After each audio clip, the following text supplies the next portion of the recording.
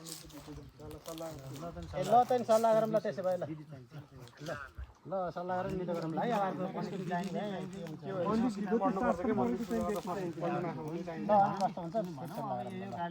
पण्डित पनि त जिङ्गल बच्चा के नि पण्डित पनि एउटा माइकिङ चाहिँ यहाँ हुन्छ कि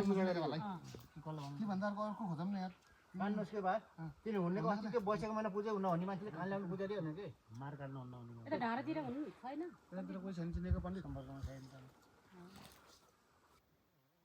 त्यो पूजाको नाम चाहिँ त्यो बाटुले त्यो लामे त्यो बाटुले छोरा त्यही अग्निबाको भाइ पनि छ त बिरटा मुनि त त्यो भाइलाई भन होइन गइएन म यहाँ कहाँ मन्दिर भयो पूजा भन्दा अग्निको नाति के अग्निको नाति होइन त भगवानको नाति हो मेरो गुरुबा हो फेरि तर त्यो बाटोले भन्ने चाहिँ त्यो हाम्रो मन्दिर आएको थियो कि अस्ति त्यो त राम्रो